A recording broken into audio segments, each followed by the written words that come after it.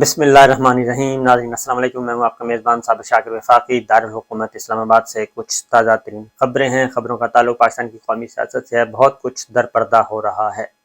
انتہائی خوفناک قسم کی، خطرناک قسم کی کھچڑی پک رہی ہے۔ کھچڑی تو نہیں کہنی چاہیے، زہر آلود کھچڑی ہے جو کہ تیار کی جا رہی ہے، اور یہ کھچڑی کس کو کھلائی جائے گی، یہ ہے اصل مسئلہ۔ اور دعا کرنی چاہیے کہ اللہ تعالیٰ پاکستان کو محفوظ رکھے، مستحکم رکھے، اور کوئی نیا فساد کھڑا نہ ہو، اور خدا کر کے جو اگلے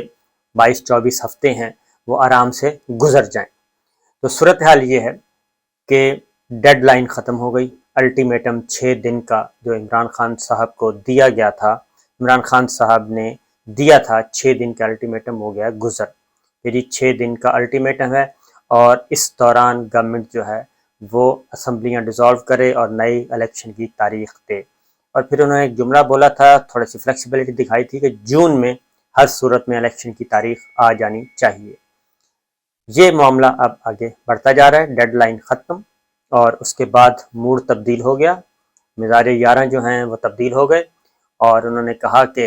جیسے پہلے والا لانگ مارچ جو ہے، جس طریقے سے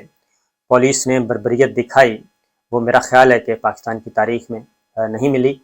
اس میں جانی نقصان تو کم ہوا، لیکن اس کے علاوہ جو کچھ ہوا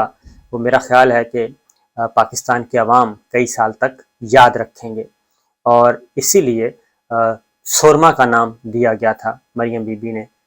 رانا ثناء اللہ صاحب کے لیے، کہ وہ سورما کا نام دیا تھا کہ وہ آ رہے ہیں جناب۔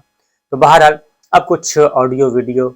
ٹیپس بھی کافی کچھ آ چکی ہیں، آڈیوز بھی آ گئی ہیں، ویڈیوز بھی آ گئی ہیں۔ مبینہ طور پہ کوئی پولیس افسر دوسرے افسر کے ساتھ گفتگو کر رہا ہے۔ پھر ایک اور چیز بھی آ گئی، اور وہ جو میں نے آپ کو کہا تھا کہ آخر عمران خان صاحب یکدم انہوں نے یو ٹرن کیوں مارا اور وہ ڈی چوک کیوں نہیں پہنچے، اب اس کی مزید کنفرمیشن آ گئی ہے کہ اس وقت 2 حکومتیں چل رہی ہیں پیرالل، اور ایک ہے لندن سے اور دوسری ہے اسلام آباد سے۔ تو جو بہت سارے پلیئرز کھیل رہے ہیں، کوئی کسی کا ہے، کوئی کسی کا، حکومت تو ہے نہیں۔ پہلی بات تو یہ سمجھ لینی چاہیے کہ حکومت نہیں ہے، ہائیبرڈ سسٹم ہے، اور جو کچھ نظر آ رہا ہے ہمیں وہ ہے نہیں، یہ سارا فیک ہے بیسیکلی جو بات ہے۔ اور اسی لیے پاکستان پیپلز پارٹی جو ہے وہ سارے معاملات سے الگ تھلگ ہے۔ مولانا فضل الرحمان صاحب بھی خاموش ہیں، اور ان کے بیٹے جو وزیر ہیں ان کو ضرور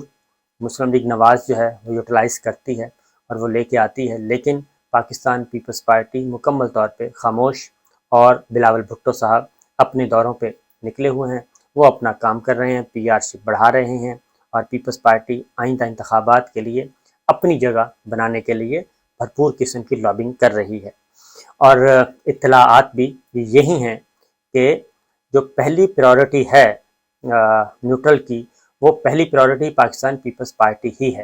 اور پاکستان پیپلز پارٹی پہ ہی فوکس رکھا جائے گا،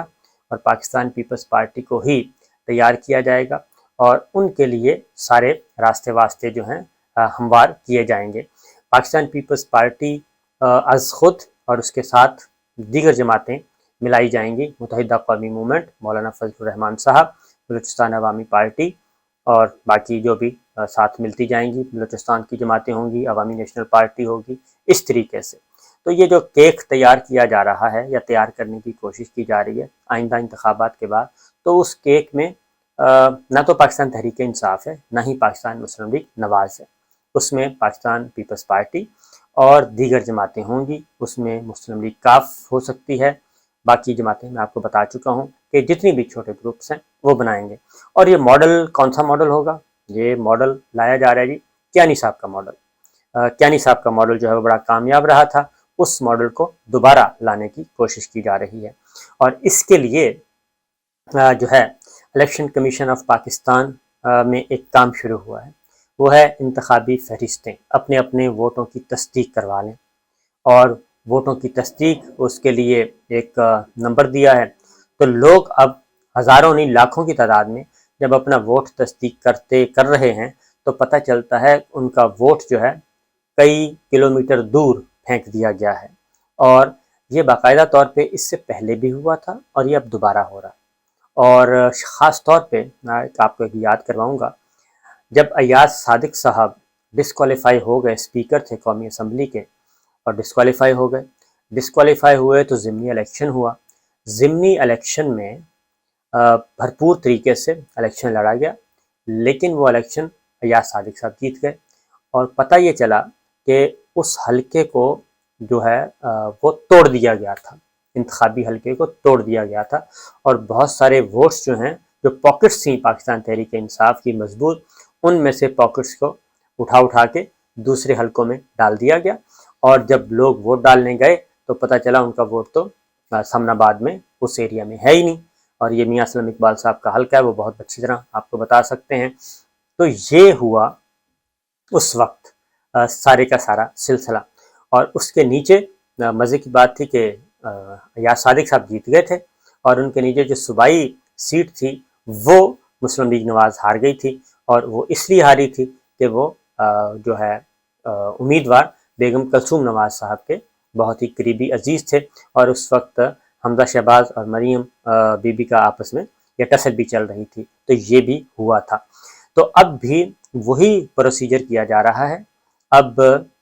کیسے جیسے جیسے پتہ چلتا ہے وہی ہو رہا ہے، اور اس میں زیادہ نقصان جو ہے وہ پاکستان تحریک انصاف کو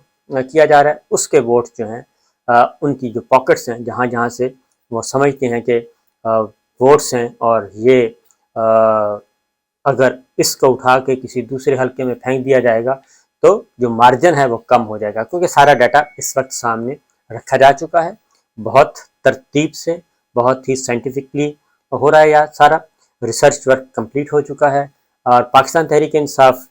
احتجاجی سیاست میں لگی ہوئی ہے، جبکہ دوسرے گروپس جو ہیں وہ لگے ہوئے ہیں، مسلم لیگ نواز، پیپلز پارٹی اور آرگنائزر جو ہیں وہ بڑے ترتیب سے ایک ٹیبل سیٹ کر کے بیٹھے ہیں، ہر حلقہ، صوبائی حلقہ، قومی اسمبلی کا حلقہ، ایک ایک حلقہ، ایک ایک پاکٹ، وہ ساری چیزیں سامنے آ چکی ہیں، اور اس پہ کام ہو رہا ہے کہ کس طریقے سے اگلا جو الیکشن ہے وہ چوری ہونا ہے، یہ بات ذہن میں رکھیے، اور اس پہ پاکستان تحریک انصاف کا کوئی نہیں ہے، تو لہٰذا لوگ پتہ کرتے ہیں، پتہ چلتا جی جو ہے مغل پورے کا جو ہے وہ پہنچ گیا ہے ٹھوکر نیاز بیگ، اور ٹھوکر نیاز بیگ کا ووٹ علامہ اقبال ٹاؤن آ گیا ہے، اس طریقے سے یہ میں مثالیں دے رہا ہوں، لاہور کی چند مثالیں، اور یہ پورے ملک سے اطلاعات آ رہی ہیں۔ فوکس پنجاب کو کیا جائے گا جی، سندھ سے آپ کو ایسی شکایتیں موصول نہیں ہوں گی، البتہ کراچی سے ضرور ہوں گی، جہاں جہاں جو ہولڈ ہے، تگڑا ہولڈ ہے پاکستان تحریک انصاف کا، وہاں پہ یہ سلسلہ ہوگا، اور مسلم لیگ نواز کو بھی کچھ نہیں ملے گا، یہ بات نوٹ کر کے آپ کہیں نہ کہیں رکھ لیں، آپ کو اندازہ ہو جائے گا کہ اس کا مطلب کیا ہے۔ اس کی ریزن ہے کہ مسلم لیگ نواز کو فی الحال لالی پاپ دیا گیا ہے، اور وہ تھوڑا بہت انجوائے کر لیں جتنا کرنا ہے، لیکن الٹیمیٹلی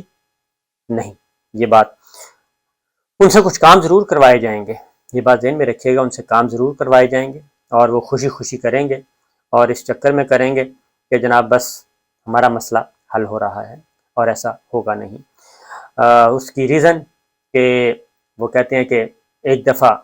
نفرت کا بیج کہیں بو دیا جائے تو پھر وہ جلدی ختم نہیں ہوتا، تو یہ نفرت کے بیج جو ہیں وہ آگے پروان چڑھ رہے ہیں۔ ایک اور بات بھی آپ کو بتا دوں جی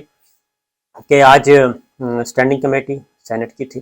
وہاں پہ ہمارا معاملہ بھی تھا اور اے آر وائی کا معاملہ بھی تھا۔ اس کی ریزن یہ ہے، میں یہ سارا کچھ کرنے کی کوشش کیوں کی جا رہی ہے، جو یہ بات ذہن میں رکھیے کہ یہ سارا جوڑ توڑ کرنے کی وہ اس لیے کہ تمام تر سروے کیے جا چکے ہیں، اور ان تمام سرویز میں پاکستان تحریک انصاف جو ہے وہ نمبر 1 پہ ہے، اور مسلم لیگ نواز 2 پہ ہے، اور تیسرے پہ پھر پیپلز پارٹی، اور پھر باقی جماعتیں آتی ہیں۔ تو مختلف سرویز میں پاکستان تحریک انصاف بڑی جماعت کے طور پہ، الیکشن ہوتے ہیں فری اینڈ فیئر تو بڑی جماعت کے طور پہ آتی ہے، اور اس میں کم از کم سمپل میجورٹی تو اس کو مل رہی ہے، اور اس سے آگے پلس کتنا بونس ملے گا وہ ایک الگ بات ہے۔ لہٰذا اس کی ایک اور ریزن وہ ہے کہ اے آر وائی ٹیلی ویژن، اس کو بند کیا جا رہا ہے، اس کو کیبل سے غائب کیا جا رہا ہے، اس کا نمبر تبدیل کیے جا رہے ہیں۔ اب تو پورے ملک سے جو ٹیلی فون کالز اور میسیجز آئے، سینکڑوں نہیں ہزاروں میسیجز آئے، جتنے بھی لوگ اے آر وائی میں کام کر رہے ہیں، میں بھی ابھی تک استعفیٰ دیا ہوا ہے، نوٹس پیریڈ پہ ہوں، لیکن مجھے بھی لوگ پوچھتے ہیں، ہزاروں میسیجز تو میں نے ریسیو کیے، وہ یہ کہ جناب اے آر وائی نہیں آ رہا، اور یہ کیبل آپریٹر ہے، یہ اے آر وائی نہیں آ رہا، اور وہ مخصوص علاقے ہیں، ہمارے مخصوص علاقے ہیں، اور مخصوص علاقے بھی ہمارے بھائیوں کے، تو اس کے ساتھ ہی ان کا کہنا ہے کہ جی ہم نہیں کر رہے، پیمبرا کے چیئرمین کہتے ہیں ہم نہیں کر رہے، اور کیبل آپریٹرز کو ہم نہیں کچھ کہہ رہے، تو یہ پھر سارا کون کر رہا ہے؟ اصل مسئلہ یہ ہے، آخر یہ کس کے حکم پہ ہو رہا ہے؟ خاموشی سے، یہ مسئلہ ہے، تو اس میں کوئی ڈھکی چھپی بات نہیں ہے، ناراضیاں چل رہی ہیں، اور اس وجہ سے، اور اس لیے یہ کیوں اے آر وائی کو ڈسٹرب کرنے کی؟ اس لیے کہ اے آر وائی سب سے زیادہ دیکھا جا رہا ہے، اور لوگ اے آر وائی کو سن رہے ہیں، دیکھ رہے ہیں، اسی سے اندازہ ہو جاتا ہے کہ پاکستان کے عوام اس وقت کس کے ساتھ کھڑے ہیں، اور اے آر وائی چونکہ پاکستان تحریک انصاف، عمران خان صاحب اور یہ سارا جو کچھ ہوا اس کو پازیٹیو وے میں دکھا رہا ہے، اور ایک کاؤنٹر نیریٹو دے رہا ہے، اور اسی لیے لوگ اے آر وائی کی طرف، تو اس سے بھی اندازہ ہو رہا ہے کہ یہ بھی ایک طرح کا ریفرینڈم ہے، عمران خان صاحب مقبول ہیں، باقی تمام ٹی وی چینلز جو ہیں وہ کم دیکھے جا رہے ہیں، لہٰذا یہ ایک سوال ہے، اس لیے اے آر وائی کو نشانہ بنایا جا رہا ہے۔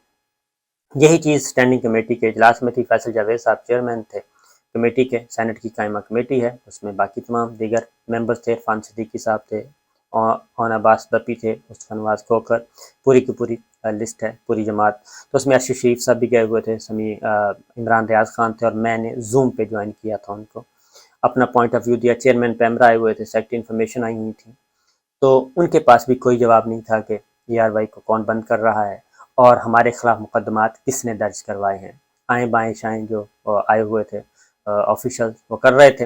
اور ہر کوئی اپنا جان چھڑوا رہا تھا، یہ چیئرمین کمیٹی نے بھی کہا، اور عرفان صدیقی صاحب نے بھی کہا، مسلم لیگ نواز کے ہیں، سینئر موسٹ ہیں، اون عباس بپی نے بھی کہا، بزنجو صاحب نے بھی کہا، تو یہ ساری باتیں ہوئیں وہاں پہ، تو ہم نے بھی اپنا پوائنٹ آف ویو دے دیا کہ جناب ہم بالکل خطرے میں ہیں، ارشد شریف صاحب بھی ہیں، میں بھی ہوں، سلمان صاحب بھی ہیں، اے آر وائی بھی ہے، عمران ریاض بھی ہیں، یہ سب کے سب خطرے میں ہیں۔ خیر انہوں نے ایک رپورٹ طلب کی ہے متعلقہ آئی جیز کو، ابھی آرڈر نہیں ہم نے دیکھا کہ فائنلی کیا فیصلہ ہوا ہے، ایک سب کمیٹی بنانے کی بات کی گئی تھی، یہ ساری چیزیں، تو یہ سب کچھ جو کچھ ہو رہا ہے یہ کوئی معمولی نہیں ہے، یہ غیر معمولی ہے، اور یہ غیر معمولی پلان کے لیے کیا جا رہا ہے، اصل مسئلہ یہ ہے، تو اس لیے میں کہتا ہوں کہ اللہ تعالی ہم سب کی حفاظت کرے اور پاکستان کو سلامت رکھے، کیونکہ اصل مسئلہ ہمارا نہیں پاکستان کا ہے،